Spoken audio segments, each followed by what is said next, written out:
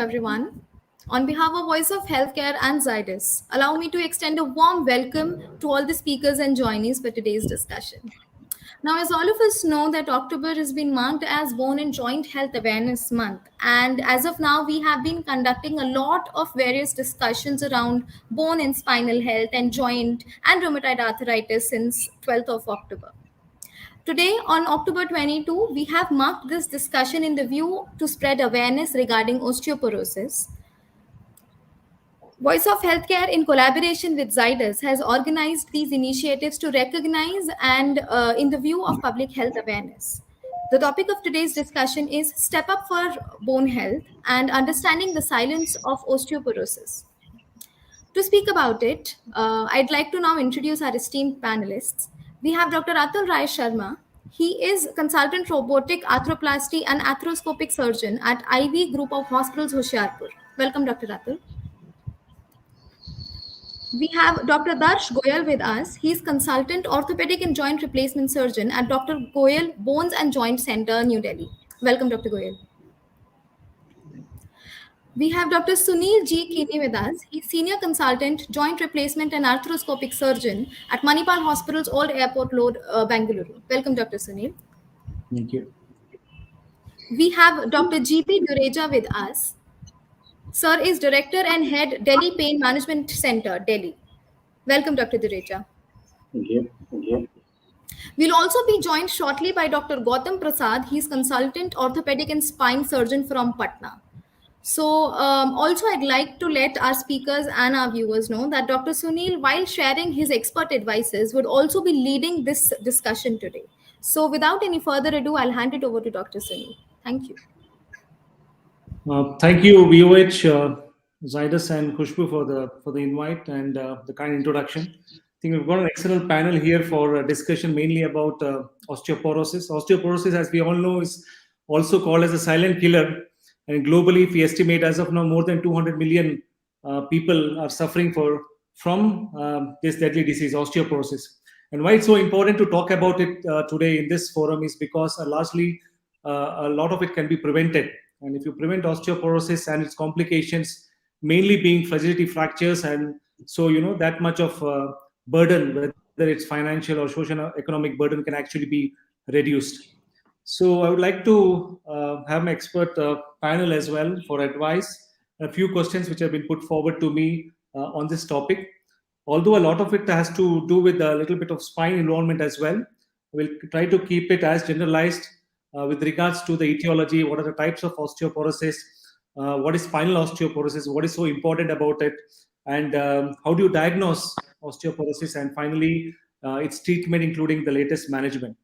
So I think my first question, I think Dr. Gautam is not here. Probably I'll ask to Dr. Darsh Goyal. Is Yes. Yeah, hi, Dr. So what are the factors which leads to higher incidence of spinal disorders? We have seen, of late that a lot of people, young people, come to us with spinal issues, especially post-COVID, where it's work from home and there's a lack of physical activity. Young patients come with spinal issues. So why do you think that spinal issues are so common in today's generation, especially in the urban population? If you can, highlight your views on that, that would be useful. Yeah, Dr. Sunil, actually, I think post-COVID, so most of the work from home is there. Now people have stopped going to offices, and most of the time they are sitting in front of the laptop screens. So the posture is playing a very, very important role. So most of the times the posture is not right, which leads to chronic muscle spasms, and it further deteriorates and leads to muscle weakness. So what I tell my patients also, that if they are sitting in a particular posture for 2 to 3 hours at a stretch, then definitely it leads to excessive loading on their spines, which is not right. And more lesser activities there. So mostly if they are doing more activities, then we can prevent these spinal disorders. And another thing is that I have seen that previously the lifestyle was that there used to be good amount of physical labor in our lifestyles also. Now everything is available on the tap of a phone. So all these factors, I think lack of activity and bad posture is a major role which is playing in these spinal disorders which we are seeing in the younger population. Right. I think it's been very well put by Dr. Darsh that it's largely a sedentary activity, so reinforced by COVID as well as work from home culture, and many of them don't understand the importance between work from home and work at home. So basically, don't follow good ergonomics. They slouch and they use bean bags and dining table chairs. So there's no proper work ethics which is followed at home, and this increasingly has led to increased neck and lower back problems which we are seeing in our population. That's true. My next question would be to Dr. Atul Rai Sharma. Hi, Dr. Atul. So what are the signs and symptoms that you look for? When someone comes to you with osteoporosis, we often term it as a silent killer. So what are the signs and symptoms actually to look out for in these patients? If you can highlight a few of them, that will be useful to our viewers.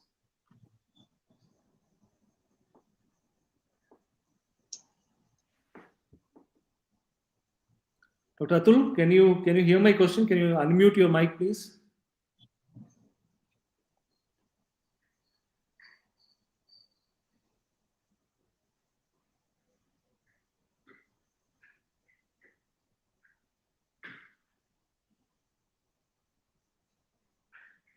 I'll pass it on to Dr. Dureja. Can you hear me? Yes, I can. Yes, I can. Hello and welcome. I think we have lost Dr.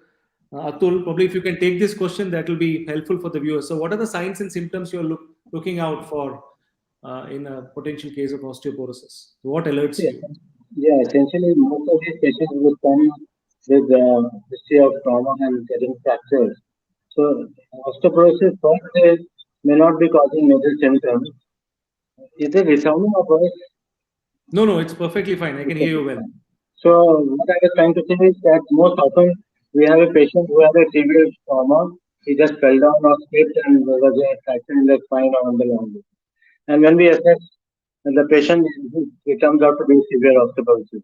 That's the common presentation of osteoporosis. Obviously, it is said that generally patients with severe osteoporosis don't present with any symptoms like generalized body pains, etc., except that the fragile bones may cause little discomfort in the body. But per se, there are no warning signs indicating that patient is developing osteoporosis, except that there is a sudden fracture because of trivial injury. So that's the complex presentation which we normally see in our clinical practice. Yeah, I think absolutely right. Unfortunately, most of them come with what we call as a fragility fracture, which is either the spine or the hip or the wrist, and then retrospectively we kind of work them up, which is not ideal because the whole point is to actually prevent fractures, and most of them we wouldn't know, and that's why it's called as a silent killer. So as Dr. Dureja rightly said, they all come with fractures, and then we start working them around in the reverse manner, so that because if we don't treat them, then the incidence of further osteoporotic fractures are quite high. So it's very important to kind of catch these people early in the graph. The next question is to, I think we'll be losing Dr. Atul on and off. So I think Dr. Darsh is around. Probably I can ask the next question to Dr. Darsh. So which age group do you think is most affected by this? We all know that females are more commonly affected by osteoporosis than male for various reasons. So how do you categorize them, and how do you classify these kind of osteoporotic fractures? There's primary, secondary, and various reasons. So how do you approach such cases? So actually, the bulk of the osteoporosis patients which we are getting, they are mostly post-menopausal elderly geriatric females which we are getting mostly. Mostly because of the hormonal changes they are having, and leading with the sedentary lifestyle and overweight, it adds on to the higher risk of osteoporosis in them. But even patients which are on specific medications like steroid medications or hormonal treatments, they are also on a very high risk for osteoporotic fractures. Another set of patients with malignancies, and patients with the lack of activities, they are also at risk factor for osteoporosis. But mostly which we are seeing is elderly geriatric patients, and especially females in their post-menopausal age group. Those we are finding more commonly affected by this. Mostly patient complaining of generalized bone pains, not only spine. So if someone is coming with a spine pain, but they are also complaining that their wrists are also aching, they are also having pain in their shoulders. So it's mostly a generalized problem which we are seeing. And whatever x-rays they are having, maybe they are having a knee x-ray or the wrist x-rays, so we can definitely see loss of trabecular framework is very thinned out.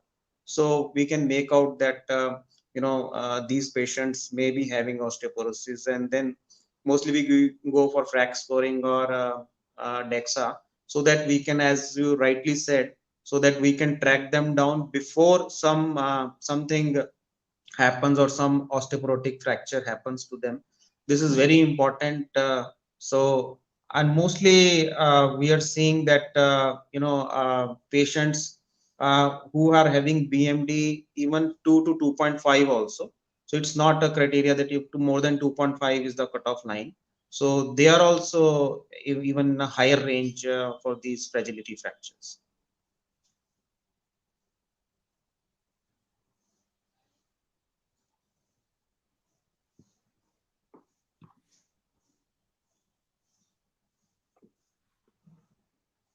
Right.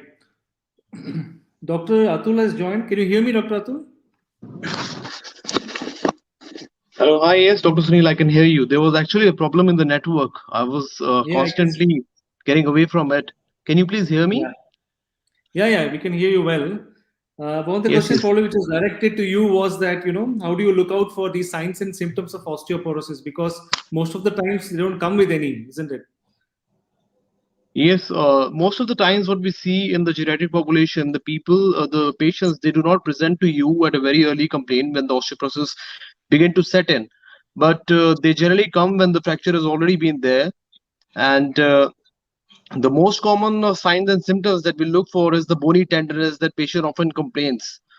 If we physically examine the patient, there is a deep tenderness in the spine because vertebral fracture is most common that you find in osteoporotic patients, followed by a distal and radius fracture, and then fractures of the femoral neck. So in such cases, you examine the spine, you see that the patient is stooped forward, there is a physically decrease in the height of the patient that you generally see, or there is a deformity that develops over the period of time because of that collapse of the vertebra. So all these are the symptoms or the signs that you have to elicit in a patient complaining to you with these problems. So you have to figure it out by physically examining these patients. Right. I think it is a very apt message. What you put forward is that, we don't see these patients more often before they have a fracture. But as you said, loss of height of the vertebra, stoop position or kyphus or tender vertebra, all these can give very good clues that, these patients need to be investigated further before they get any fragility fractures. So my next question is to Dr. Dureja. Can you hear me, Dr. Dureja? Yeah. Yeah, hi. So, see, a lot of patients have come to us with back pain, and their profile is totally different. We have younger patients with back pain, and we have older patients who come with back pain. So, how do you approach them in your clinic individually if you get this kind of spectrum of patients of extreme age groups? Yes, it's a very important question for anybody who is managing back pain or starting from a general practitioner to a neurologist to a present to a pain physician. And if it is a chronic back pain, that means a pain of more than 3 months duration, all the more it is very important for us to find the pain generator or the pain generating structure. So that is why we have to go to the basics. And I always tell my students that you have to start with a good history. So the healing begins with history. So most of the diagnoses are given in the history. So if you are taking a good history, whether a young or an old patient, the posture, the lifestyle, the jobs which they do, working from home or working in the office, the chairs, the ergonomics and other things, you will be able to arrive to a diagnosis, whether it's a trauma, whether it's a post-menopausal woman. So all these factors are very important. So I always tell my students to take a detailed history and then do a detailed neurological examination. And that is very important if you are managing a patient with back pain. That you take, I mean, don't jump on to see X-ray or MRI. This is not going to give you any information. It is only the detailed history, a detailed neurological examination, which is going to give you clue to the diagnosis. And we are seeing a number of specific back pain, non-specific back pain. As we all know that almost 90% of back pains are not specific. We are not able to find any cause. And only 10% of specific reasons like a collapse into vertebral disc or a lumbar canal stenosis or a thoracic arthroplasty, etc. So it is important that you have to, these 90% of patients forms the bulk of patients which come to any pain management center or any orthopedic clinic or a neurology clinic. So very important to assess them, try to find the pain generator structure. If you're not able to find the pain generating structure, then manage the patient as per the history which the patient gives. So, as I again said, before jumping onto the X-rays or MRIs, there are special indications of doing X-rays and MRIs, and we should always keep these investigations as a second source of investigation to find the cause. But basically, your clinical examination, your clinical history will flip the diagnosis of that. Yeah, very true. I think the art of history and clinical examination is way lost in the today's era of diagnostic imaging. Dr. Atul, any more inputs you would like to give? Apart from what Dureja has already spoken. Just what Dr. Goyal mentioned before, we can correlate our findings, these clinical findings, with the investigations seeing on the X-rays followed. It should be followed by your clinical examination. Your clinical examination should not be overtaken by your radiological findings first. You should always examine the patient clinically, and then we can look onto the X-rays, loss of trabeculars in the bone to rule out any osteoporosis. So the same way we can continue. Yeah, I think it's well covered by Dr. Dureja. My next question is to you, Dr. Darsh. What about children? There's a lot of questions relating to children and back pain. We always say, this back pain is usually seen in adolescents, adults, and the older age. But what is the profile of patients in your clinic? How many patients who come to you, say teenagers or small children with back pain, and how do you evaluate them in your practice? Yeah, sir. Actually, in children, we are seeing more and more cases of back pain which are coming to us. And personally, I have found 4 or 5 reasons which are being more common. Most of the times, parents are complaining that in these 3 to 4 years, they have been completely homebound, and the activity level is very less in children as compared to their older siblings used to do when they were their age. And secondly, now they are taking their classes mostly on a beds, and the bedside they are in a slouching posture like you said, so their spines are mostly curved, so they are not sitting on an ergonomic table and chair at a proper height, and the screen at their eye levels, which is not there. And they are not used to these kind of long sitting in front of computers. So even when they were going to schools, which the parents also rightly pointed out, that between every period there used to be a break. They used to run around here and there. But these days, when they are on the online classes, they can stretch on for 3 hours and 5 hours at a go. So one reason which I find is that when we start these children on proper activity and morning walks, they improve very, very fast. And secondly, vitamin deficiency, I'm also seeing that it is getting more and more common. The moment I think most of you can also correlate that previously once or twice in a month we used to see patients of rickets, but nowadays every week we are seeing 4 to 5 patients.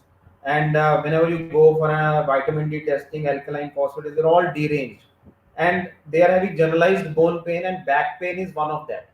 So I think mostly if we get their postures correct and we start them on a good physical regime, with proper vitamin D supplementation, then definitely these back pain in children, we can rectify that.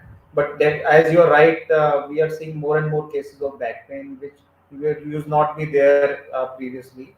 And even one of the parents was also right. Even I see in my ward also, the school bags are so heavy that even the class one student is carrying like 6 kgs of school bag every day. So these all add up to the stress. The spines are not, getting a proper loading so that they can, put on such weight. So these are the common causes which I feel, children are also coming with the back pain. Yeah, I think you're right. The reasons you mentioned are aptly so, and so back pain is not uncommon among children. But I think some conditions, if it's persistent, you must rule out. There are some conditions which can affect the spine, especially people, children can have a tilt, what we call as a scoliosis or a kyphus, which can have an early onset. So one must not kind of attribute all pains to these causes. There can be some pathological cases. So examination, clinical examination and imaging is also very important.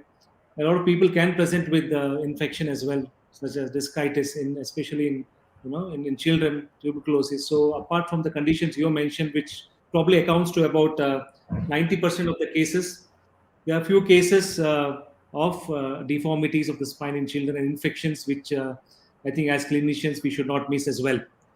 So that's where we need to draw a line and see when and how we have to investigate these kind of cases. My next question is to Dr. Dureja. Yeah. Yeah. So what do you think are the common, deformities, or what are the common manifestations of maybe neglected back pain? So someone comes to you with back pain, or someone comes to you with back pain with leg pain. A lot of patients come to you with leg related symptoms, that this pain is shooting down to the leg. And then say probably one someone comes to you with the 3 weeks duration, and someone comes to you with the 3 months duration of these kind of radicular pain. Do you treat them differently? How do you go about these patients? Yes, sir, absolutely.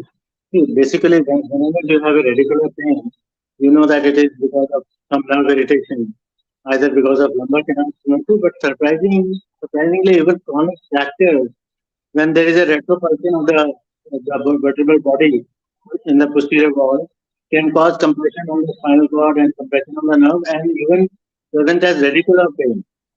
Some of the fractures also, say 1 month old fractures, do not present as pain at the side of fracture, but present as radicular pain, because it is a nerve pain or the radicular pain which is overwhelming as compared to the fracture pain after a month or so.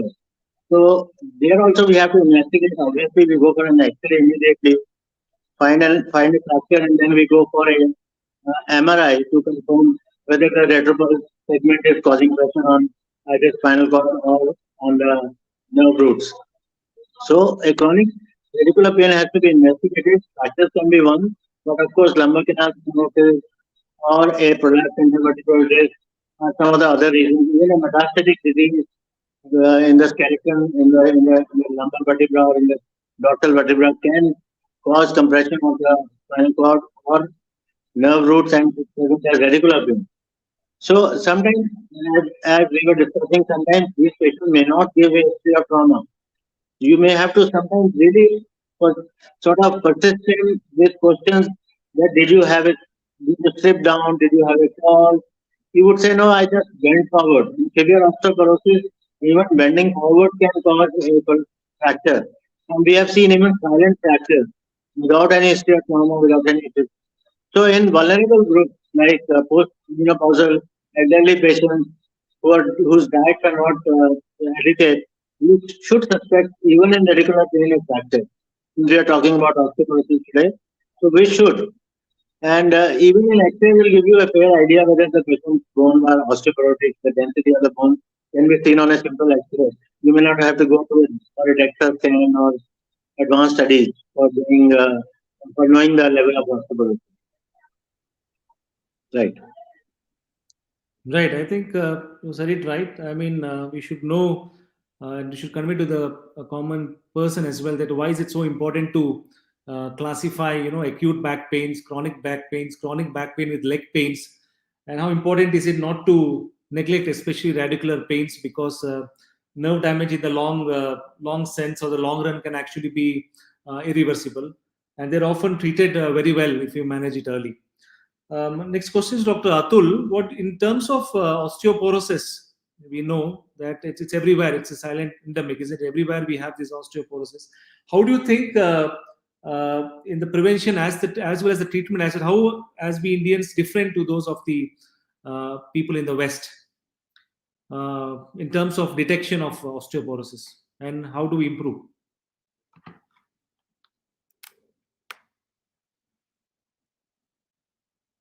Please unmute, Atul. Dr. Atul, can you unmute your? We can't hear you. Can you unmute your phone, Hello. please? Yes. Hello. Yeah. Oh, if we talk about the drugs, so the pharmacological drugs that have been changed over the past years in the treatment of osteoporosis, well, the evolution of osteoporosis treatment really had a very long history. If we go back to 1940 by Dr. 𝗟𝗏𝗘, we used to treat osteoporosis with estrogen in the beginning that could reverse the calcium imbalance. Unless it was in 2000 when there was an invention of denosumab, and followed by in 2017 when these drugs were put to trials on humans, and they were put as a first line drugs for the treatment, like bisphosphonates and teriparatides, denosumabs, and calcitonins, all these anti-resorptive drugs. And there were drugs that were used initially, and now if in the beginning, if we talk about bisphosphonates, the starting drugs used were atidronate. They were first started as the first line drugs for the treatment of osteoporosis, but they had a very weak anti-resorptive properties. So they were replaced by nitrogen containing bisphosphonates, anti-resorptive agents, and they are being strongly used now. They increase the bone mass density and decrease the fracture prevalence by 50% in lumbar spine, hip, and wrist fractures. And then is the denosumab. It's a rank L inhibitor which has a long-term prevention in the lumbar spine and proximal femur bone mass prevention of the fractures. And however, there is a recent drug that has been used in osteoporosis treatment that had been romosozumab that has been used, which increases the bone mass density and thus preventing the fractures to happen. And apart from that, there are recent drugs that are again being used that are still under trial. They come at the name of Evenity drugs. So Yeah. these are the changes that have been taken over the that had taken place over the period of time since these treatments have been started. Yeah, that's a good insight. I think we'll go in more into the treatment later on. If Dr. Darsh can answer this, can take this. Yeah, Dr. Darsh. So, how do you diagnose in your clinical practice someone with suspected osteoporosis?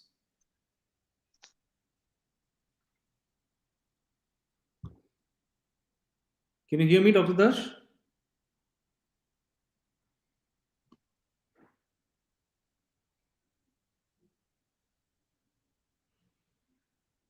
I think we've lost him. Dr. Atul, can you take this? We can ask him again when he joins. Hello? I cannot Yeah, hear so it. The voice. No, how do you diagnose osteoporosis in your practice?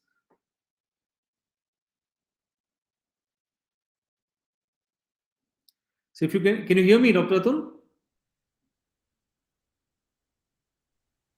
Hello? Yeah, can you hear me? Yes, I can hear you. Actually, there is some network breakage that is happening in between. So how do we diagnose these Yeah, how problems? do you diagnose, just for the viewers, how do you diagnose osteoporosis?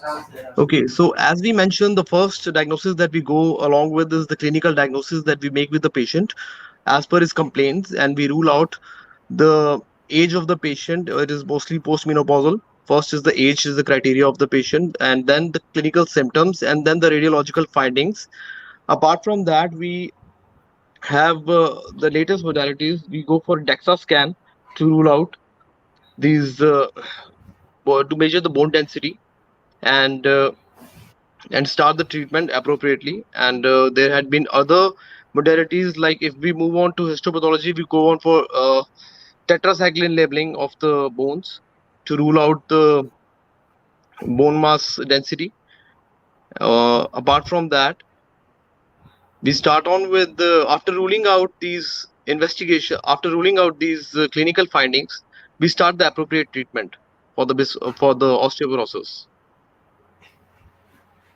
Yeah, Dr. Darsh, was directed towards you. First, anything different you would do, or you would like to add Yeah, on so some? first of all, I will like to squeeze out what are the risk factors patient is having for osteoporosis.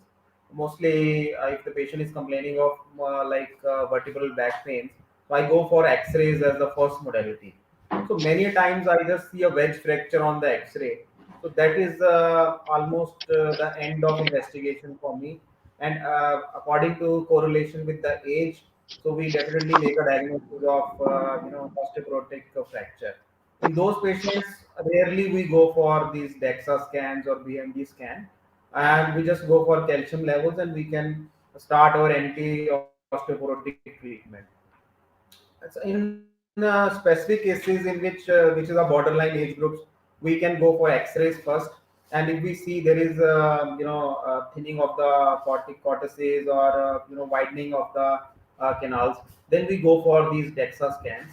And in that also, our criteria is not very strict that minus 2.5 less than is only osteoporosis.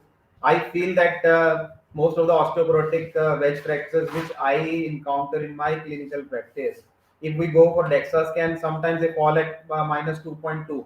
So if that patient would have come to me before that fracture, so I always feel that we will not do justice to him. We will wait for that to reach minus 2.5 and then label that patient as osteoporosis. So I think it's a more of a clinical judgment also, along with the these diagnostic modalities which are there to help us out. And as far as other risk factors are concerned, if patient is chronic asthmatic, patient is on steroids, so we are also seeing even in a little bit of younger age groups also there are osteoporosis with generalized bone pains. So we start them on bisphosphonates, patient starts improving, and sometimes after that we go for these DEXA scans. So it's a mix of clinical and the diagnostic tools which we are having to label the patient. But if the patient is having old wedge fractures with a new wedge fracture, then we don't go for too much of diagnostic investigations. We go for the therapies. Yeah, aptly said. I think first of all, I think X-rays, although a good diagnostics tool, but many of the times X-rays do not show osteoporosis in terms of trabecular diminution unless 70 to 80% of the bone loss is there, isn't it? So it may not be a very good tool for picking up, but BMD obviously is a good tool. And to tell our viewers, there's also an online scoring system, the FRAC score that we use to detect the say 10-year probability of having a hip fracture or an osteoporotic fracture. So that's an online tool called a FRAX tool wherein this assessment can be done. Otherwise, BMD is largely what we use as clinicians, and the scoring is used to often guide the treatment in our cases. My next question is to Dr. Dureja. So, Dureja, can you hear me? Yes. Yeah, yes. Yeah. So one of the questions got is someone asking what are the treatment options in case of severe spinal osteoporosis. I mean, probably they are meaning spinal osteoporotic fractures and vertebral fractures. How do you treat this kind of vertebral fractures in elderly patients? And Yeah. what is your threshold of treating them conservative versus operative in certain indications? So it depends on the time when the patient presents to us. If it's an injury of say acute injury, patient comes within 2-3 days, and we are able to diagnose either with an X-ray and confirm with an MRI or a CT. I think depending upon the extent of fracture, depending upon the neurological deficits it is producing, we decide for a conservative management vis-a-vis an interventional management. So if there are no deficits, if it is only pain and patient has an obvious osteoporosis, then the best treatment is complete bed rest. Of course, we are little scared of putting a patient, elderly patient on bed rest because of various other complications.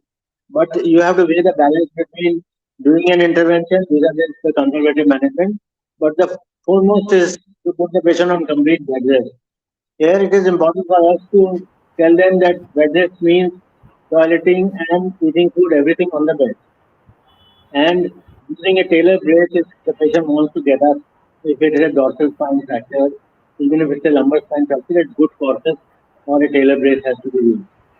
And if there is a narrow edema in a recent fracture, so we have to use some anti-inflammatory drugs depending upon the kidney function.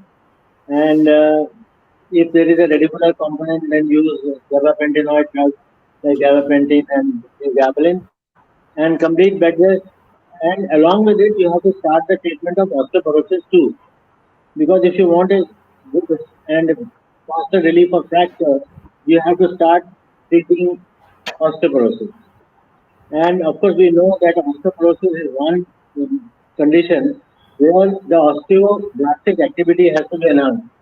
There is an increase of osteoplastic activity, and all the drugs which we commonly use, the calcium, vitamin D, or the ibuprofen and other things, benzoate, etc., they only increase the osteoblastic activity, but don't decrease the osteoplastic activity. So the drugs which can help in osteoporosis are the parathyroid hormone, teriparatide, or denosumab, etc. So these are the drugs which are generally used, and they can help these patients on a long term. And after a while, after 3-4 weeks, you can again review if the patient is developing some radicular symptoms. Then the intervention which we normally use is a kyphoplasty or vertebroplasty.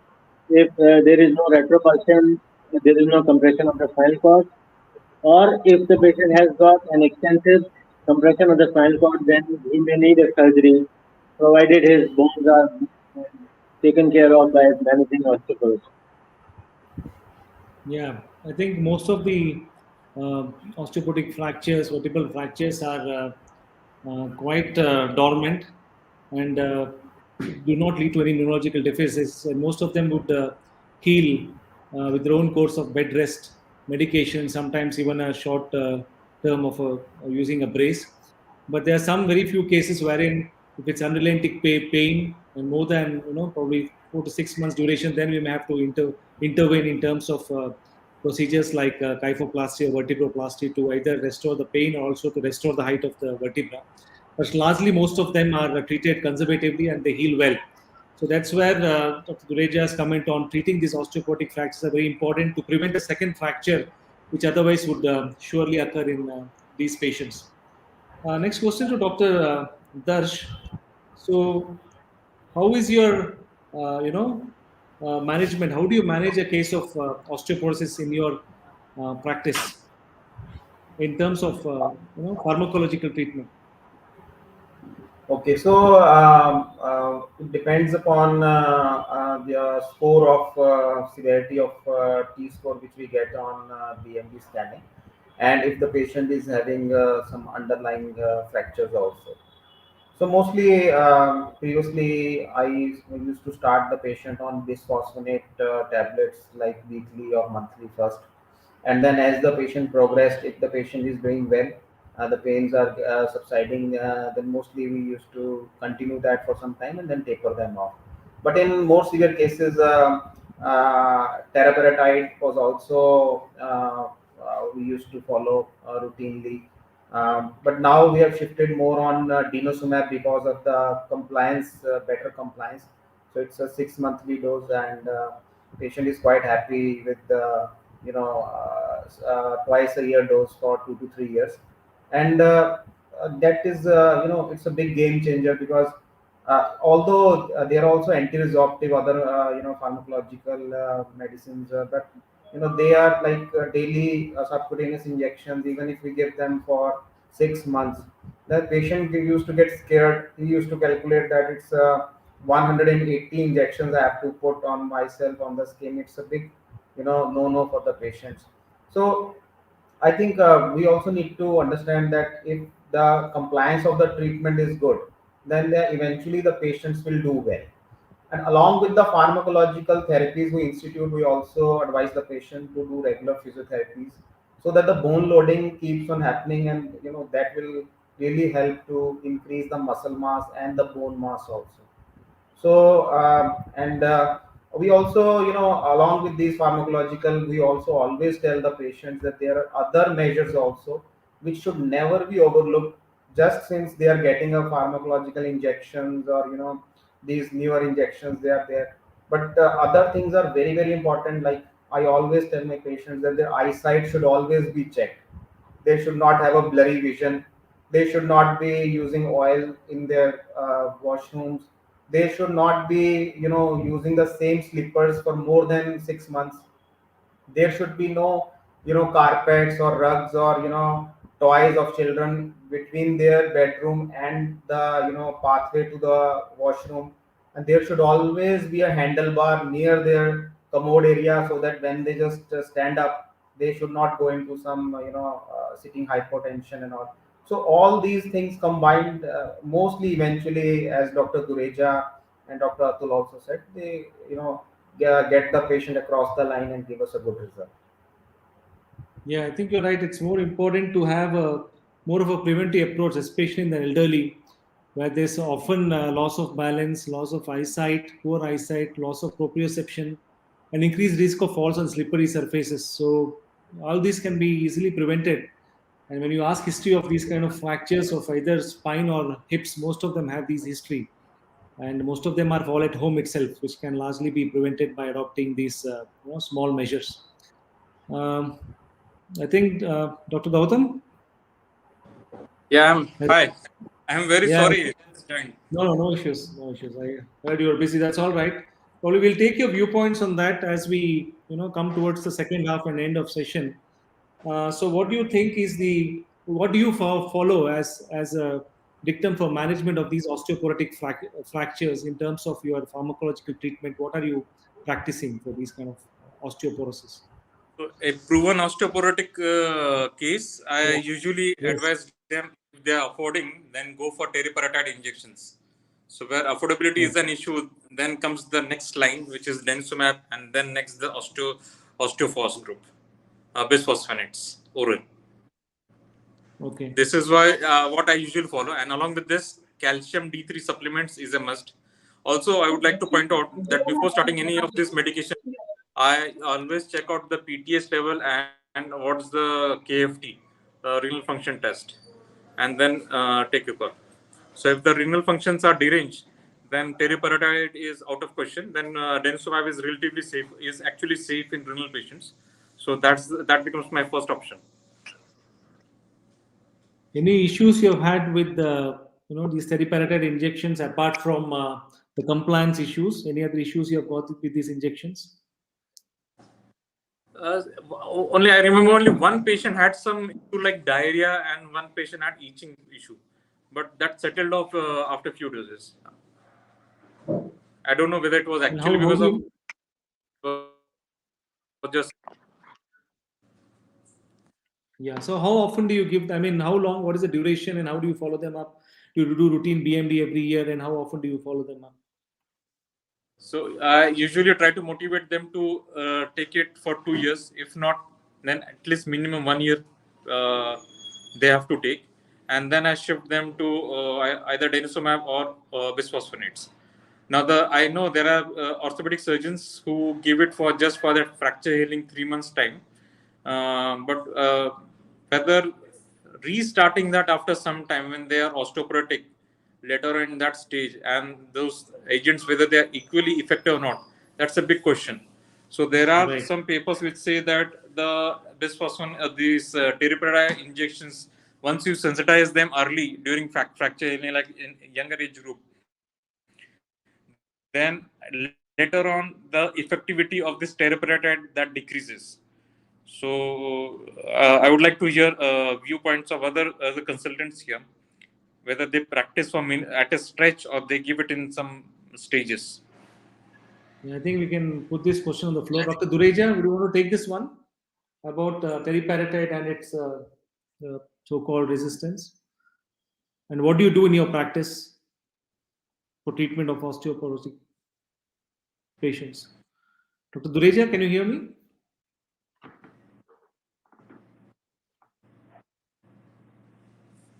Dr. Atul?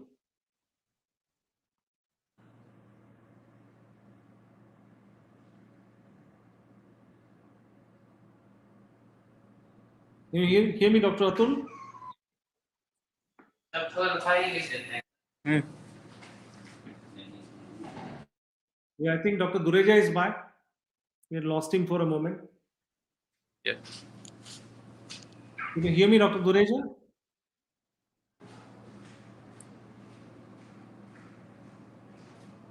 What do you do? What do you do, Dr. Sunil? Well, I was giving teriparatide till about last year. And as you said, it was well received. Only problem is, can you hear me? Yeah. Please go on. Yeah. Yeah. So I was Hello. using the same regime as you, using teriparatide injections with good results till about last year. And now I've shifted over to denosumab largely for the compliance issues. A lot of patients used to default on treatment with these injections.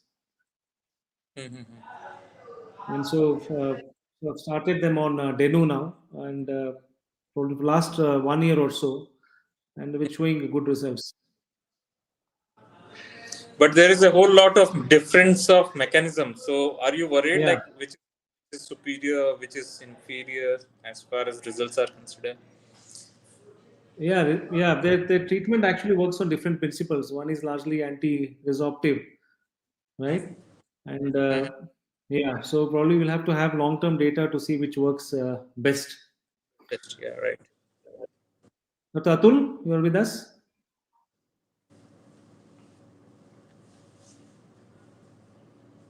Hello. Please unmute. Yeah. Yes. Dr. Atul, what do you follow in your practice? How do you treat osteoporotic fractures? For fractures, I generally start on with the first line drugs. I generally start with the bisphosphonates and alendronate because studies have. Hello, can you hear me? Yes, I Hello? can. We can Hello? hear you. Go ahead. Yes, go ahead. Yes, I generally after the clinical examination, I go on for if the patient I find it's symptomatic on the X-rays also, I find there is an osteoporosis. I get the DEXA scan done, and if there are high, if the bones are extremely osteopenic, I go on with bisphosphonate as the first line drug. I start on with the alendronate as my drug because studies have proven again and again that it rate of fracture around 10% as compared to the residronate. So after that, putting the patient on that, I keep on monitoring the now. Yeah.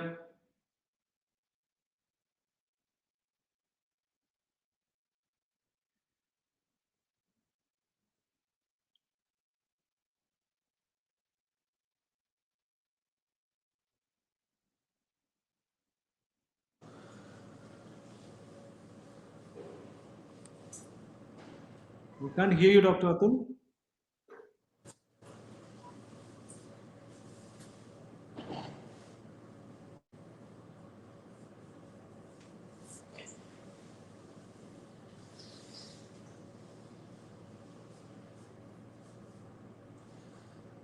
We have lost connection with Dr. Atul. We'll get back to him. Dr. Gautam, can you hear me? Yeah, please, yeah. Yeah, coming to the last couple of minutes, ending into the session, what is one message you'd like to give to our viewers who are seeing us towards, bone health? How do you think they should be taking care? So we're talking more of preventive issues, both for primary and secondary osteoporosis. How do you think they should, take care of their bone health?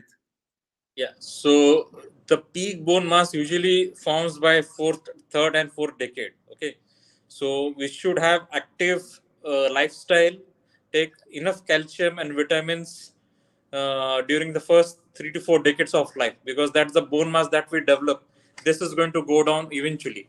So primarily your bone stock should be very good. So first 3 to 4 weeks, 3 to 4 decades, one should have good amount of calcium, good amount of vitamin D supplements. Now remember, there is sunlight, and we are tropical country, but we have enough sunlight. But usually we are ourselves, 90% of the population, they are not exposed to good amount of sunlight. So vitamin D supplements orally or injectables or by serum form, that is a must for each and everyone. And to let the calcium be in your bones, one have to have good healthy lifestyle. So exercises, avoid addictions, it's a must. And when one is diagnosed with osteoporosis, one should consult a endocrinologist or a specialist orthopedic surgeon who are well versed with osteoporotic treatment. And according to your health condition, one can start the medications.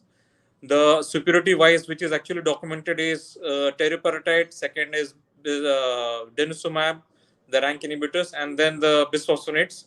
Along with this, you have to take one should take calcium and D3 supplement as well during treatment. And routine BMD, one should not be very much worried about the BMD levels. Not to go on repeating every 3 months or 4 months to see whether the medication is acting or not, because we are the medications, all these things are there to prevent osteoporosis. So a BMD may rise, but even if there is no decrease in BMD, the standard deviation is not getting on more on the negative side. That's also a positive effect of the medication for osteoporosis. Yeah, I think well covered. Let me hear from the other panelists as well. Dr. Atul, so what is your advice to the viewers on bone health? How do you think they can take care of their bones to prevent osteoporosis?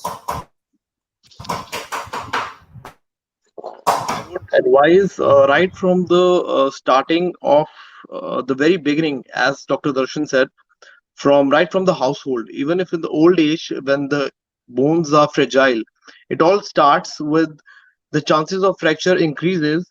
So starting from the houses, even in the modern houses we see, they are built up in such a way that there are more chances of fractures. The lights are diminished, the railings are not been put nicely. If the floors are wet, you should keep them clean, and they should not be something lying on the floor, so that old geriatric population might not fall, because even a slightest of fall can lead to a fracture in old age. And they should have a regular checkup with their doctors, follow-ups after the postmenopausal area. After the postmenopausal period, they should consult their doctors regularly, and they should keep their blood profile regularly checked. And to prevent these osteoporosis, we should take on adequate amount of calcium and vitamin D in our doses. And any form of exercises are very, very important, like a regular walk or any kind of strength training that increases the bone density, that had been proven overly by the studies. So they should be taken into account.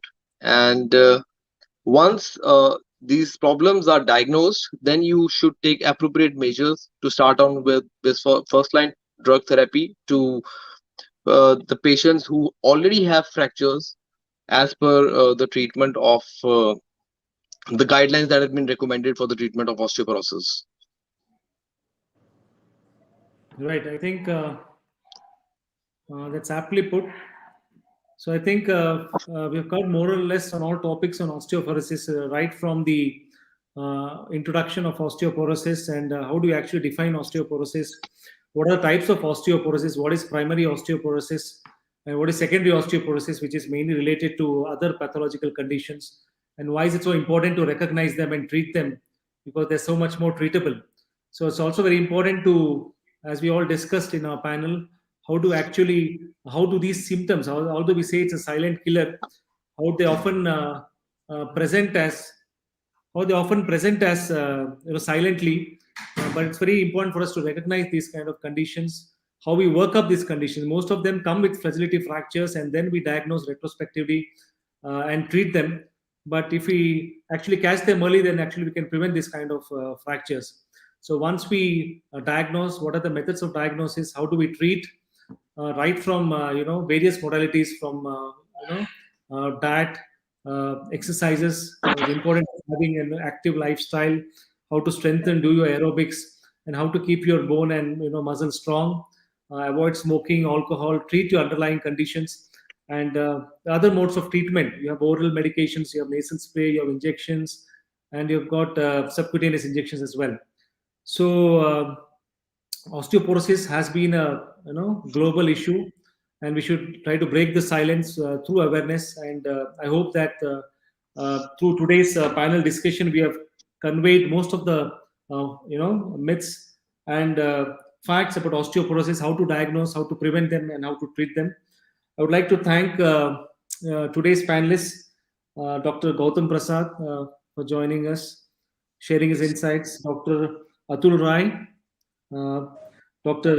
Dureja, and Dr. Darsh Goyal for today's fruitful discussion. I think we can end today's discussion at this, and thank you for all overall for joining us in today's session. Thank you very much. Thank you, Dr. Sunil. Thank you, everyone.